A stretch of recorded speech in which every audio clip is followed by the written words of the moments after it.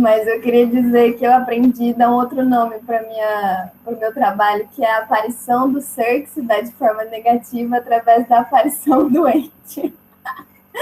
Ai, ai. Bom, mas eu fiz essa brincadeira. Vocês estão me ouvindo e vendo tudo certo? Tá. Fiz essa brincadeira para dizer que, na verdade, muito do que a Ana disse, assim, eu vou trazer, claro que de uma outra forma, de uma forma muito menos profunda, né? Mas mais detida nos textos que eu estudo, e eu acho que vai ser bem interessante para poder, talvez, até mesmo ilustrar as questões que ela trouxe, assim, né? Bom, para dizer bem brevemente, assim, eu vou fazer uma apresentação, como vocês devem estar vendo aí, com algumas imagens. Eu sou atriz, né? Na verdade, comecei a fazer teatro muito cedo, com 10 anos, e acabei entrando, né, na filosofia muito por esse interesse de pesquisar conexões entre filosofia e teatro. Então, dessa vez eu decidi fazer uma apresentação colocando algumas imagens dos trabalhos que o meu grupo de teatro, que se chama Núcleo de Paus, fez ao longo desses 12 anos, né, que a gente tem 12 anos de trajetória. Essa primeira imagem aí é de um evento que se chama, de um espetáculo vivência que se chama Encontro de Gigantes, né? A gente compartilha a prática das pernas de pau com as crianças. Bom, então, primeiro queria dizer, eu vou ir lendo e lendo, assim, porque é muita coisa e eu acho que eu me perderia se eu fosse tentar falar de tudo, assim, sem a Ana fazendo propaganda, sem me situar. Para dizer sobre como esse encantamento do jogo, né, que é o meu tema da pesquisa na filosofia, chegou para mim através do teatro, eu vou ler um trechinho aqui de um texto que eu escrevi há um tempo atrás. Não sei ao certo desde quando me interessei por ouvir as histórias que os outros tinham para contar. Desconfio que o interesse pela escuta tenha sido sempre mais forte do que pela leitura. Gostava de ver o desenho que a boca do outro fazia ao lançar as palavras no espaço e sentir a cadência da sua fala. Encantava-me a dança que suas mãos faziam no ar, quase como se elas próprias fossem as personagens da história que era contada. As pausas repletas de silêncios que diziam tudo e o seu constante respirar, que por vezes, a depender do rumo da história, transformavam-se em ofegância ou suspiro, sempre me prenderam mais que as linhas retas dos escritos dos livros. Havia mais mistério na história que era contada e encantada pela presença do outro. Os meus caminhos me fizeram encontrar, portanto, primeiro teatro e depois veio a escolha por cursar filosofia. Antes que eu tivesse estudado as teorias de pensadores tradicionais da filosofia ocidental, eu fui Pandora, filha de Prometeu, isso aqui com uns 12, 13 anos, eu acho, recontado por Goethe, e ouvi da boca de meu pai o que era a morte, abre aspas. Quando do interior e mais profundo íntimo tu te sentires totalmente transtornada, e jamais alegria e dor se derramem sobre ti, em tormenta teu coração expandindo, e quiser aliviar-se em lágrimas e aumentar seu ardor, e tudo ressoar em ti, e tu vibrares e tremeres, e todos os teus sentidos te abandonarem, e tiveres a impressão de desmaiar, e tudo em ti se perder em noite, e tu, com um sentimento profundo e íntimo, sentires como se contivesses um mundo, verás que assim morre o homem. Fui também Próspero de Shakespeare, e reafirmei inebriada suas palavras belas e dolorosas. Somos feitos da mesma substância dos sonhos, e entre um sono e outro decorre a nossa curta existência. Tudo isso muito nova, e enfim, só para dizer que encontrei antes o encanto do jogo no teatro. E depois eu conheci, vocês estão vendo aí esse senhorzinho? Eu escolhi essa foto porque ele tá muito parecendo qualquer tio meu, assim, sabe? Eu achei divertido. Depois eu conheci esse senhor aí por intermédio do professor Weber, né? Que ministrou uma disciplina optativa no texto Fenômenos Fundamentais da Existência Humana. Depois Ana e Giovanni também me fizeram conhecer melhor o Fink, né? E aí aqui eu trouxe uma citação da Ana, que eu acho que tem muito, né, do porquê estudar Fink nesse momento, né? Por que trazer o Fink para a discussão. E aqui ela está dizendo especificamente em relação à presentificação à imagem, mas eu acho que dá para, né, dizer da obra como um todo do Fink, né? Que o acesso a essa obra fundamental possa ajudar a remediar as brechas interpretativas e os juízos apressados que rotulam as ideias de Fink como apropriações falhas ou interpretações insuficientes das filosofias de Husserl e Heidegger, e assim que a tradução dessa importante obra possa ajudar a estabelecer o lugar de autonomia e originalidade do qual o pensamento de Fink se mostra. Quando eu me propus a fazer meu TCC, né, que eu fiz meu TCC no texto Jogo como Símbolo do Mundo, uma análise do jogo no Jogo como Símbolo do Mundo, eu não tinha noção de nada disso, assim, né? Sabia que era um autor pouquíssimo estudado, mas não tinha noção do que seria, então, né, isso que a Ana estava falando, essa grande dificuldade de se falar de uma filosofia do Fink, né, de se falar de algo que seja próprio, né, legítimo dele.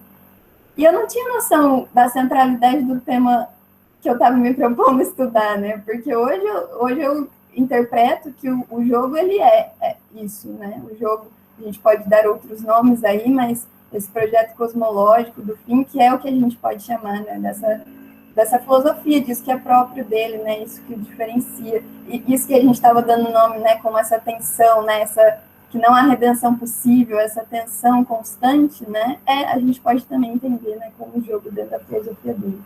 Então, minha proposta de dissertação para o mestrado foi justamente depois de muitas orientações aí, né, porque eu tenho 3 orientadores, eu tenho o Weber, o Giovanni e a Ana, um timaço. Depois de muitas orientações, a gente chegou nessa forma aí, né, de fazer uma espécie de mapeamento das diferentes dimensões do jogo na filosofia do Fink. Embora eu não estude, né, no meu trabalho o primeiro Fink, né, esse Fink assistente do Husserl, né, de presentificação e imagem, em alguns momentos bem pontuais eu coloco no meu trabalho essa relação que é possível estabelecer entre imagem e jogo, né, ainda que em presentificação e imagem Fink esteja situado no domínio de consciência da imagem, né, como a Ana já me explicou várias vezes, mas é possível estabelecer essas relações, então a gente optou por deixar esse na filosofia de Fink como um todo, assim, né, bancar essa coisa. Bom, então a minha dissertação ela é basicamente esse mapeamento partindo de 3 grandes perspectivas, que é a perspectiva antropológica, ontológica e cosmológica. Na perspectiva antropológica, eu estudo mais especificamente o texto Fenômenos Fundamentais da Existência Humana, mais especificamente a noção de jogo, né? Esse texto é um texto de 1955, né, de um curso que o Fink ministrou, mas só foi publicado postumamente em 79. Isso é um dado bem interessante, porque Fenômenos Fundamentais da Existência Humana e Oásis de Felicidade, que é um outro texto curtinho, né, que abre a edição aí de Jogo como Símbolo do Mundo, tá junto, né, de Jogo como Símbolo do Mundo, eles são textos que se conversam muito, mas como Oásis de Felicidade, né, que é essa tentativa do Fink de pensar numa ontologia do jogo, ele chegou a ser publicado em vida, em 57, e os fenômenos não, é como se em Oásis de Felicidade o Fink se referisse a esse projeto de fazer uma análise, né, dos fenômenos fundamentais da existência humana como ainda não finalizada, né, sendo que ele já tinha feito, mas não foi publicado. Então, na estrutura do meu trabalho, eu trago esses 2 textos no primeiro capítulo, depois no segundo eu estudo o jogo como símbolo do mundo, que seria mais propriamente essa perspectiva cosmológica do jogo, né. Aí entram alguns outros textos na parada também, que é a metafísica nietzschiana do jogo. Eu coloco ele lá no começo do meu segundo capítulo para explicar, né, para fundamentar essa coisa de que esse projeto cosmológico do Fink tem muita relação, e aí a gente vai ser contemplado pela apresentação do professor Weber depois, né, que vai explicar muito bem isso, tem muita relação com Nietzsche. Então, eu passo bem brevemente por ele também e acabo trazendo junto na minha dissertação alguns textos mais pontuais, assim, que são textinhos que estão na edição de Jogo como Símbolo do Mundo, que são textos bem breves, assim, jogo e culto, jogo e celebração, jogo e criança, em que o Fink vai articular o tema do jogo com outros temas, né? E bastante nota também, tem algumas notas do Fink. Bom, essa compreensão de tratar do jogo no Fink a partir dessas 3 perspectivas, né, ela é defendida também pela, né, como vocês estavam falando, da Catherine Nielsen, do Hans Heiner Zepp, que são os editores das obras completas, né, do Fink. E aí eu só trouxe um trechinho aqui para ver que isso é fundamentado mesmo, né, essa ideia Eu leio, então. Fink implementa esse programa em relação ao jogo a partir de 3 etapas. No quadro de uma antropologia existencial, seu curso de aula do semestre de verão 55, Programas Fundamentais da Existência Humana, é dedicado à demonstração de estruturas fundamentais da fenomenalidade, pode-se dizer, descrição do ser humano na tensão de sua situação intramundana. Fink divide essa fenomenalidade em 5 fenômenos fundamentais: trabalho, luta, amor, morte e jogo. O subtítulo do texto que abre esse volume, né, no caso, essa é uma citação, né, da edição de Jogo como Símbolo do Mundo, Oásis de Felicidade, publicado em 57, é anunciado como Pensamentos para uma Ontologia do Jogo, e, por fim, o livro Jogo como Símbolo do Mundo, que surgiu com base em um curso de palestras ministrado em 57, segue em 60 novamente, pegando pontos tocados em ambos os escritos anteriores e colocando-os dentro de uma perspectiva cosmológica. Eu achei interessante trazer essa passagem porque vai ficar um pouco meio misturado tudo na minha apresentação, assim, porque muitas coisas reaparecem, assim, ressurgem, né, em relação a essa temática do jogo, né, então é mais ou menos meio que um quebra-cabeça, a gente tem que ir montando para entender o que seria exatamente jogo para o Fink, né. Aí aqui eu trago essa ideia que eu falei, né, de que ainda que eu não estude o primeiro Fink, é possível a gente fazer esse paralelo entre imagem e jogo. E aí aqui eu destaco, acho que uma fala do Zé, né, falando até que ponto o problema enfrentado por Fink em sua tese de doutorado já prefigura como indicado no início da obra de toda a sua vida. E aí uma passagem da Ana também, né, que diz que presentificação e imagem pode ser compreendido como texto instituidor das ideias que compõem o alicerce de sua filosofia. Para Zep, já em Presentificação e Imagem, se oculta um paralelismo entre o jogo e imagem. No pós-guerra, o jogo se torna símbolo da existência humana e de seu fundamento imaginário, da vida produtora de sentido e vivente nessas estruturas de sentido. E Fink não somente se propõe a elaborar uma compreensão da existência humana, tomando o jogo como fio condutor, como também busca empreender um trabalho de reconstrução, cujo objetivo seria de compreender o próprio mundo. E aí é que a gente, né, pensa nas várias inspirações, né, que Fink teve para pensar, para ter essa intuição, digamos assim, da coisa do jogo, né. Heidegger, né, no conceito de grande jogo da vida, e aí também a gente tem Nietzsche, a gente tem Heráclito, vou passar bem brevemente por isso, porque senão eu não consigo terminar o resto, mas enfim, essas são as grandes influências. Acho que a Ana já trouxe muito, o Weber também vai trazer bastante depois, né? O que as inspirações que fizeram o Fink ter esse primeiro ímpeto, digamos assim, né, de pensar o jogo dentro da filosofia dele. E aí o problema fundamental, né, isso também é uma interpretação muito construída, e aqui eu tenho que fazer um parênteses para agradecer muito, né, tanto a Ana como o Giovanni, como ao Weber, e principalmente a Ana, que vem nesse trabalho, assim, de tentar compreender, né, e mastigar, às vezes, né, a filosofia do Fink. E aí, em algumas conversas com ela, ela me disse desse problema fundamental que a gente pode, digamos assim, né, visualizar desde esse primeiro Fink até esse segundo Fink, que diz respeito ao problema fundamental que atravessa a obra do Fink como um todo, é saber a tentativa de compreender em que consiste a experiência que o humano faz do mundo e de si mesmo, estando desde sempre já no mundo, né?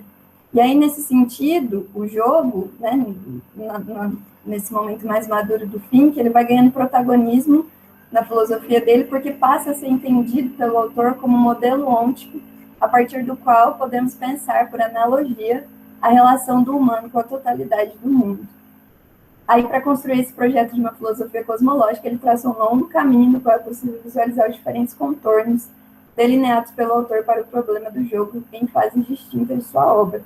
Esse longo caminho, eu vou tentar trazer aqui de uma forma muito breve, vai soar bem superficial mesmo, então eu peço desculpas de antemão, assim, mas eu acho que é interessante, né, para ter uma visão um pouco mais geral, assim, da coisa. Então, primeiro, né, os fenômenos fundamentais da existência humana, é onde o Fink explora as possibilidades de uma antropologia filosófica que se configura como analítica e existencial. E aqui eu faço um parênteses disso que a gente estava discutindo, né, das possíveis relações que podem ser tecidas com Heidegger, e eu deixo aí os miolos fritarem das pessoas que conhecem o Heidegger, porque eu não conheço. Eu acho que é até interessante fazer um grupo de estudos, né, se encontrar com outro por conta disso, né? Mas de antemão, isso que a Ana colocou, eu acho que aqui, né, que foi algo que o Giovanni já me indicou também, que a gente pode pensar que uma grande diferença é que essa analítica existencial do fim, que ela é coexistencial, né? Ela está situada, ela é social, ela é compartilhada, né? Então, a partir da análise dos fenômenos de trabalho, luta, amor, jogo e morte, tais noções são tomadas como fio condutor para a compreensão do humano a partir de uma perspectiva fenomenológica, cujo objetivo é dar alguns passos na direção de uma antropologia terrena radical que emerge de uma autointerpretação da existência humana. E aí eu coloquei de forma bem breve também para a gente entender que nesse texto, pelo menos, né, o fim traz a filosofia como esse assombro abissal, né, que desponta em nosso... Ele é muito poético, eu adoro. Esse assombro abissal que desponta em nosso coração trêmulo e angustiado. Né? Então, essa relação que se estabelece entre filosofia e existência, ela acaba sendo muito próxima, né? Porque o filosofar diz respeito, antes de tudo, a esse modo fundamental da existência humana, a maneira como nós existimos em relação ao mundo e a nós mesmos, né? Então, a existência para o fim, que ela vive no espaço de sentido de uma interpretabilidade, o que significa dizer que nós existimos em uma abertura ao sentido, né? E aí, bem brevemente também que vou falar, estou meio que preparando o terreno, assim, para algumas coisas, questões do jogo fazerem sentido, né? Ele pensa essa existência humana a partir de 3 conceitos fundamentais, que é o saber compartilhado, presente e testemunho, né? O saber compartilhado tem a ver com isso que eu estava falando, né, dessa analítica coexistencial, né? O saber compartilhado é essa evidência do aspecto coletivo e comum da nossa existência, que vive e interpreta a si mesmo a partir de uma teia de significados compartilhados pelo humano, né? Ou seja, só se pensa como eu a partir da dimensão da coexistência, né, do compartilhamento, que aqui a gente está falando, né, é saber, ainda não é um conhecimento, né, é um compartilhamento tradicional mesmo, né, de saber, de uma certa significatividade, que é culturalmente, historicamente, geograficamente determinado, né. Essa análise da existência enquanto autointerpretação não deve ser tomada, segundo Fink, aqui eu fiz questão de trazer essa passagem, porque eu acho ela muito... Ela me contempla muito. Não deve ser tomada, segundo Fink, sob a perspectiva da, abre aspas, tese da supremacia da imanência da consciência, o solipsismo construído que torna absoluta, por assim dizer, a vivência do indivíduo e declara a reflexão da consciência individual como órgão da filosofia. Aí a noção de presente tem a ver com aquilo que a Ana estava falando, né, do aqui e do agora, né, o compreender da existência humana se dá, como já dissemos, enquanto autoabertura, o que significa dizer que ela se encontra aberta em todas as suas dimensões, né, e segundo o fim que essa abertura constitui precisamente sua situação. A situação da existência diz respeito à segunda noção fundamental que se relaciona à sua autoabertura, saber, a noção de presente. Existimos no presente de nós mesmos, ou seja, existimos em um determinado espaço, em um determinado tempo, no aqui e no agora de nós mesmos. E essas duas noções nos levam à noção de testemunho, né? Que seria que está diretamente relacionada à noção de saber compartilhado, presente, pois significa ela mesma a declaração existencial do humano, desse ente que se encontra desde sua origem em estado de abertura, se relacionando com as coisas, com os outros e consigo mesmo a partir da sua situação, ou seja, do seu ser aqui, do seu ser agora, no mundo. Somos e compreendemos o que somos a partir da nossa localização no mundo, a partir do nosso pertencer a uma determinada cultura, língua, país, etc. Portanto, a partir de dentro da nossa existência, escutando o testemunho que ela oferece de si mesma e não a objetivando como uma coisa externa da qual nós possamos nos separar. Né? Estamos situados no mundo e é nesses situares que nossa compreensão acerca da existência se dá. Aí aqui eu já parto bem rapidamente para a perspectiva então, antropológica do jogo. Essa aqui é mais uma imagem do encontro de gigantes que a gente realizou no assentamento do MST, do Movimento Sem Terra, né? Aqui próximo a Londrina. Aí eu trouxe uma passagem, né, dos fenômenos, mas qual é o fundamento humano que faz com que o humano ultrapasse uma e outra vez mais a condição humana, pareça poder arrancar de si sua finitude, possa transpor-se em possibilidades supra-humanas, Sonhar com uma razão absoluta, um poder absoluto, possa pensar excluindo o real e incluindo o irreal, possa desligar-se do peso da nossa vida, da carga do trabalho, da dureza da luta, das sombras da morte e do indigente desejo, anseio do amor. É o jogo. E aí é legal a gente estabelecer, né, que pelo menos nesse texto, o ser humano, por fim, falando de modo bem breve mesmo, é esse ente finito que se coloca em relação ao mundo que o cerca, permanecendo sempre no espaço entre realidade e possibilidade. É esse ente, portanto, que existe no jogo. E esse é um ponto fundamental aqui, essa possibilidade nossa, essa característica do ser humano de existir nesse espaço entre realidade e possibilidade. Isso é muito importante para entender o jogo.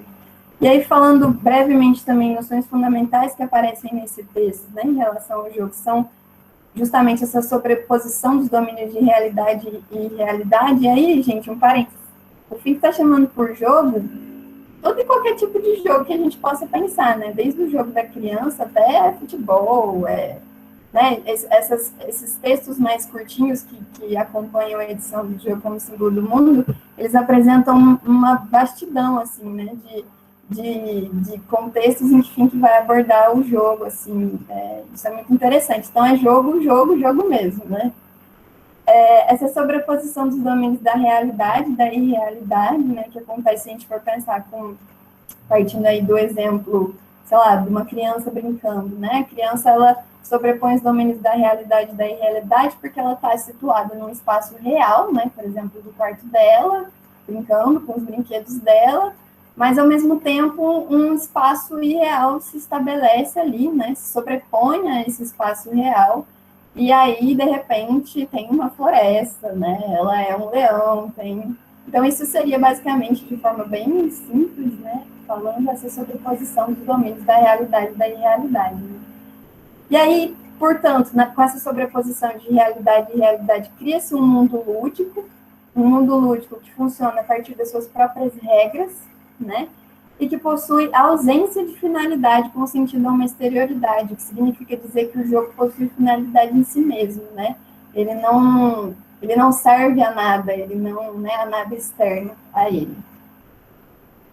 E aí, aqui, dentro dessa perspectiva, a gente pode traçar esse paralelo que eu disse, né, de imagem de jogo que é, assim, bastante complexo de fazer, e eu estou trazendo de forma bem breve aqui mesmo, né.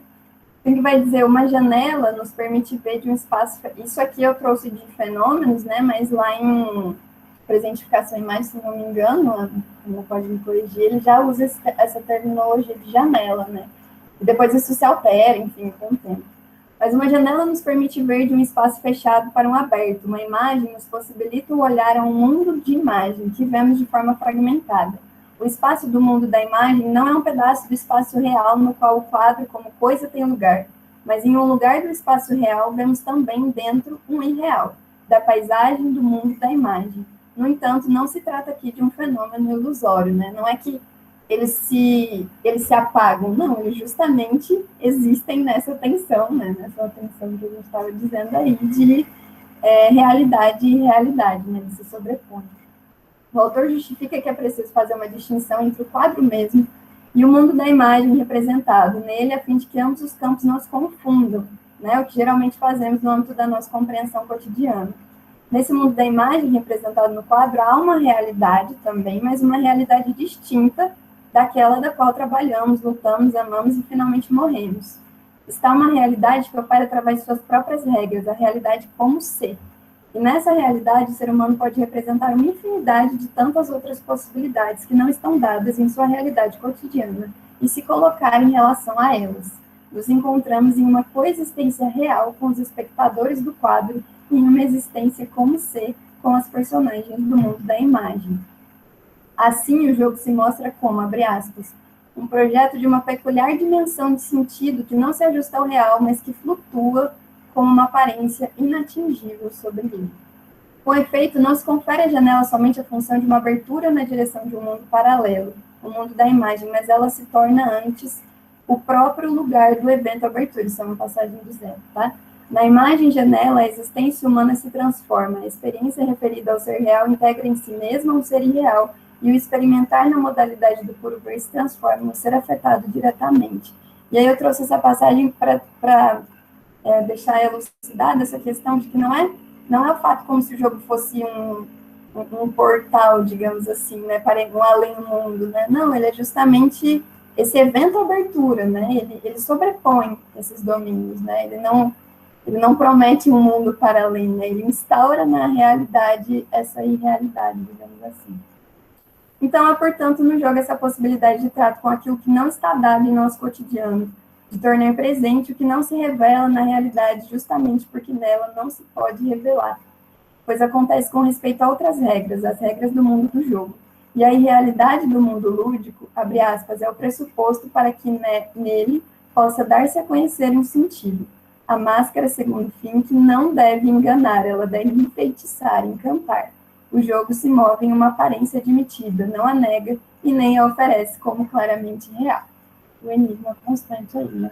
Aqui eu trouxe Máscara, né, porque ele chega a comentar de Máscara já em Fenômenos Fundamentais da Existência Humana, mas é mais especificamente no texto Jogo como Símbolo do Mundo que ele vai trazer aí, falar mais, né, detidamente da Máscara. Então, indo para a perspectiva ontológica do jogo, isso aqui é uma imagem do nosso primeiro espetáculo, que se chama Pereira da Tia Miséria, a gente apresenta ele na rua, então aqui a gente numa praça, a gente usa perna de pau também. Oásis de Felicidade, então, ele é um texto muito curtinho, eu gosto muito desse texto, porque eu acho que nesse texto Fink consegue dizer as coisas de um jeito mais, né, ele tem essa coisa de dizer, mas não dizer, e aí em Oásis de Felicidade é um texto que comunica melhor, assim, eu acho, né? Então, ele vai tentar construir essa perspectiva, digamos assim, ontológica, pensar uma ontologia do jogo a partir de 3 passos, né?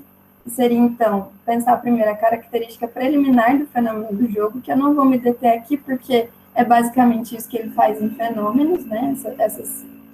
Esses pontos que eu trouxe, a análise estrutural do jogo, e depois a questão relativa à conexão entre jogo e ser, que é, para mim, de longe, a mais complexa, né? Que tem a ver com esse problema fundamental, né, que em outro registro a gente pode dizer que é essa relação complexa entre ente e ser, né. No jogo, essa busca constante e apressada pela felicidade, e aí aqui eu trouxe essa passagem para a gente entender por que o nome do texto, né, Oásis de Felicidade, que empreendemos em nossas atividades cotidianas, fica suspensa, por assim dizer, e é exatamente por isso que podemos compreendê-lo como um oásis de felicidade, pois com, abre aspas, seu caráter de um presente pacificado e autocontido, se assemelha a um oásis de felicidade alcançado no deserto do esforço para a felicidade. Esse oásis, que é um jogo, possui um fim em si mesmo, Estar nesse contexto, portanto, significa experimentar uma espécie de presente dilatado, ou, nas palavras de Fink, um vislumbre de eternidade. E aí aqui também uma outra alusão ao título, né, o despertar do infinito na finitude. No entanto, esse oásis no qual o ser humano é capaz de experimentar um vislumbre de eternidade não significa uma fuga descompromissada da vida, né? O jogo, embora pareça escapar do padrão do fluxo da vida, relaciona-se a ela de uma forma particularmente sensível, ou seja, no modo de apresentar. E aqui depois, então, ele traz questões, né, como o prazer do jogo, o sentido do jogo, a comunhão do jogo, as regras, o brinquedo, mundo do jogo e mundo lúdico. Vou passar brevemente também, porque senão não vai dar muito tempo, né? Mas é bastante interessante isso que ele traz, né, do prazer do jogo, né? Que tipo de incrível prazer é esse, que é em si tão expansivo e pode fundir oposições e englobar horror e amargo sofrimento, ao mesmo tempo em que dá precedência à alegria, de forma que nós, comovidos, possamos divertidamente jogar sobre a comédia e tragédia de nossa existência, né? A gente assistindo um filme, sabe aquela cena que a gente ri e chora ao mesmo tempo e entra numa catarse louca ali. E aí ele vai falar sobre essa coisa do sentido, né, que possui um sentido interno e um sentido externo também, né, o sentido interno é o contexto de significado das coisas, atos e relações que estão sendo jogados, o sentido externo é esse sentido que o jogo tem para aqueles que o decidem primeiro, que pretendem fazê-lo, ou mesmo a sensação que pode eventualmente ter para os espectadores que não estão participando dele, né. Aí que também ele traz do brinquedo, e a grande diferença que ele fala do brinquedo é que o brinquedo, né, não se delimita uma região autocontida das coisas, né? Como as coisas produzidas artificialmente, por exemplo. E é aqui fazendo a distinção, né, entre as coisas que existem na natureza, no sentido amplo dos seres existentes, das coisas produzidas artificialmente pelo humano. Ainda que o brinquedo possa ser produzido artificialmente, não é o caso que seja necessariamente assim, pois mesmo um simples pedaço de madeira ou um galho quebrado pode servir como uma boneca. Embora possamos distinguir coisas artificiais de coisas naturais, quer dizer que ambas são coisas dentro de uma realidade comum e abrangente. O brinquedo, no entanto, é uma coisa na realidade simples e tem, ao mesmo tempo, outra misteriosa realidade, ou seja, sua essência reside no seu caráter mágico. Por isso que aquele que joga, né, aquela que joga vive, por assim dizer, nessas duas dimensões, né? Tá bom. A minha mãe vai passar aqui no fundo, tá, gente? E aí, vou passar bem brevemente também em relação a essa questão de jogo e ser, porque para mim ela é a mais problemática, é a que eu tenho menos domínio, né? A que me causa mais dúvidas, digamos assim, mas que tem a ver com toda essa questão que eu estava falando, essa dificuldade, né, de relacionar realidade e irrealidade, né? Que tem a ver, então, com essa noção de, né, de pensar como se articula o ser e a aparência, né? Vou falar bem brevemente, senão não vai dar tempo de terminar. Mas aqui eu quis trazer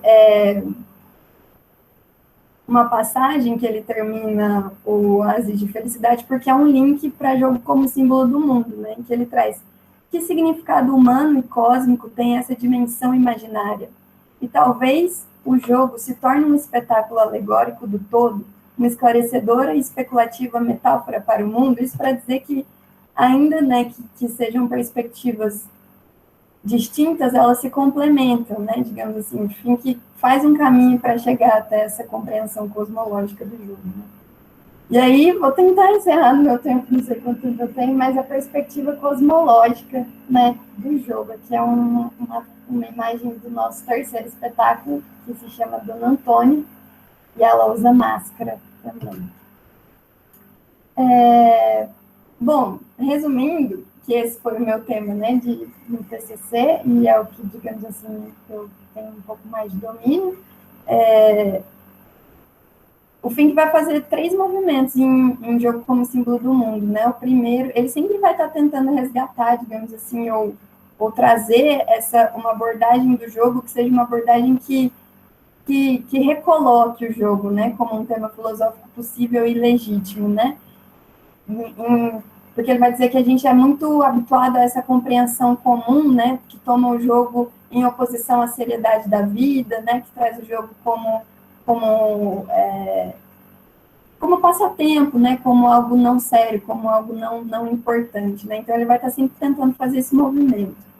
E aí, então, ele vai primeiro trazer essa interpretação metafísica do jogo, onde ele vai estabelecer uma crítica à tradição da metafísica ocidental, especificamente em relação a Platão, né, que ele vai chamar de desencanto do jogo, que tem a ver com isso que a Ana estava falando em relação a Parmênides, né, é um combo aí, né, Parmênides, Platão, e aí no Platão especificamente, tá, falar desses 3 movimentos, então ele vai fazer a interpretação metafísica do jogo, depois a interpretação mítica do jogo, onde ele vai, digamos assim, retornar para essa dimensão cultica do jogo na vida do ser humano primitivo, onde o jogo, segundo ele, possui um caráter ontológico elevado em relação à realidade cotidiana, né? E aí ele vai, então, supor, né, lançar essa hipótese. Então, partindo, né,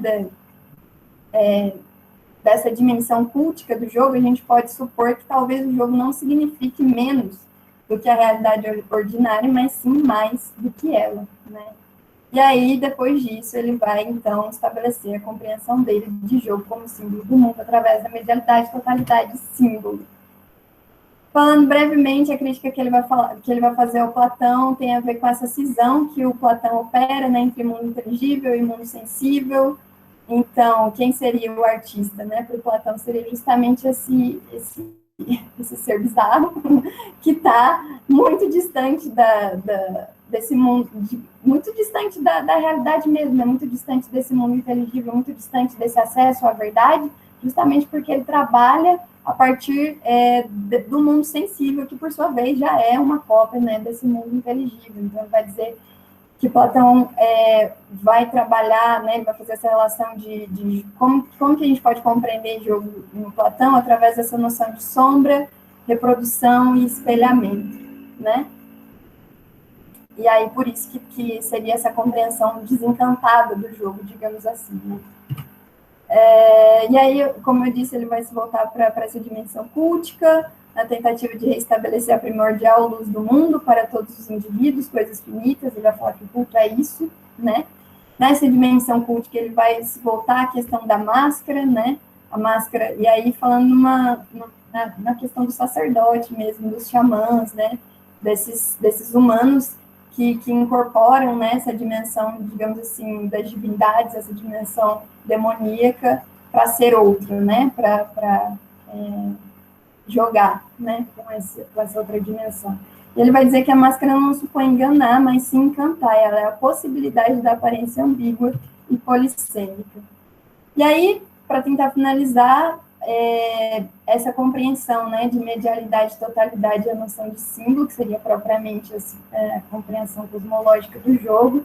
Medialidade, então, está relacionada a isso que eu falei, que é esse espaço, né, medial, esse entre, né, a realidade e a não realidade. Então, no jogo, há essa abertura ao campo do possível, no qual as fronteiras habituais que demarcam precisamente os limites entre realidade e realidade se reconfiguram por meio de novos recortes. No jogo, tal como no mundo, não há o real e o irreal como dimensões fixas e imutáveis, mas sim o possível como campo no qual se atualizam e se reinventam as possibilidades do que se compreende como real e irreal, belo, feio, verdade e mentira. A totalidade, né, seria essa relação de que nós, né, enquanto entes finitos, fazemos parte dessa totalidade, né, que é o mundo, e por o nosso modo de existir se existir em abertura, né, a gente existe em abertura a essa totalidade, a gente se coloca em relação a ela, portanto, a nossa existência, ela aponta para essa totalidade, né, ainda que ela não consiga, digamos assim, capturar o que seja essa totalidade, mas ela aponta para essa totalidade, então tem esse sentido, né, de jogo e totalidade, e também a relação de que no jogo o sentido da totalidade se torna mais evidente, porque nele a gente pode experimentar a totalidade, né? Justamente por conta daquilo que eu vim construindo com vocês, porque ele é um espaço lúdico, porque ele funciona através das suas próprias regras, né? Porque ele tem esse sentido de totalidade, é como se no jogo a gente pudesse experimentar um mundo, né, possível, então experimentar esse sentido de totalidade. Só lendo aqui, né? Ou seja, ao estabelecermos, então, portanto, esse contexto que opera pelas suas próprias regras, em que o humano explora a sua capacidade de construir sentido, o jogo é ele mesmo sentido de totalidade, uma vez que indica o modo como seres humanos se comportam em relação ao mundo e também o modo como opera o próprio jogo do mundo. Jogo e símbolo, e aí, assim, o modo como opera o próprio jogo do mundo, eu não vou entrar aqui agora, porque é a parte especulativa, digamos assim, né? E também não daria tempo, e eu também nem teria domínio para fazer isso, porque eu mesma não entendi muito bem como fazer isso. Mas é aquela compreensão que eu acho que a gente já falou, né, em alguns outros momentos aqui, em outras apresentações, né, da compreensão de símbolo, né? Ao se tornar profundamente imundo, uma coisa se torna um símbolo. Eu não sei falar, tá? Em grego. Mas, enfim, o símbolo do ser e do universo toma lugar. E isso é o mais primordial encantamento. O inominável poder da totalidade aparece entre as coisas frágeis. Então, símbolo significa esse coincidente, né? A coincidência da parte com aquilo que a completa. O mundo é sem fundamento e sem finalidade, sem sentido. E aí aqui eu estou partindo, né, mais especificamente para essa questão dessa diferenciação, né? Por que o jogo pode ser compreendido como símbolo do mundo, tentando entender o que é mundo, então, para o fim, né, jogo como símbolo do mundo, e o que é jogo, portanto. Ele vai dizer que o mundo, né, é sem fundamento, é sem finalidade, sem sentido e sem objetivo, sem valor e sem plano, mas contém em si as bases que fundamentam os seres intramundanos. Abrange em sua universalidade sem rumo todas as trajetórias nas quais se batalha pela conquista de objetivos. Abarca até mesmo, sem juízo de valor, os seres diversamente ordenados conforme os níveis de força ontológica. E por que então o jogo seria símbolo do mundo, né? Porque as características de serem fundados, sem sentido e sem rumo, que emergem no entendimento humano, desembarcam na leveza onírica e despreocupada que pertence à encenação do jogo. E é porque nós estamos abertos para o mundo e porque nessa abertura a existência humana caminha de mãos dadas com o conhecimento acerca da falta de fundamento do todo do mundo, é por conta disso que nós jogamos. O ser humano é essencialmente jogador, porque ele é mundano. Ô, Camila, 40 minutos, tá? Tá bom, só vou finalizar aqui, então. Então, o jogo é símbolo do mundo, pois a partir de sua própria dinâmica permite que o ser humano experiencie a dinâmica do todo do mundo, isso é, por meio da experiência do jogo mundano, o ser humano finito se reconhece como parte do jogo do mundo, da manifestação do infinito. E é aqui, só para terminar mais duas passagens, que ele vai dizer, essa passagem é de um textinho, que eu não lembro a data, mas é o significado mundano do jogo. O jogo é usado como modelo para compreender o processo total do movimento do mundo, como o surgimento e o desaparecimento de todas as coisas, como o primeiro plano do surgimento e como a profundidade da essência oculta, como o jogo interpenetrado dos opostos, como a remoção das demarcações temporais e das fronteiras entre a vida e a morte, como a anulação das modalidades, quando tudo o que é possível torna-se real e tudo o que é real torna-se possível. E é aqui minha breve contribuição, né, colocação que é o que eu sinto de tudo isso, né, que o Fink traz, parece que Fink convoca a nos reconhecermos como jogadores. Assumir essa premissa é reconhecer o risco de se viver num constante jogo. Ainda mais, é compreender que fazemos parte de um jogo que nos ultrapassa, o jogo do mundo. É reconhecer que as leis que regem o mundo são análogas às leis da criança que vai do inferno ao céu jogando sua pedrinha e se equilibrando em uma das suas pernas quando joga amarelinho. É reconhecer ao mesmo tempo um estar no mundo que desperta e vislumbra significativamente a totalidade, mas que também sucumbe.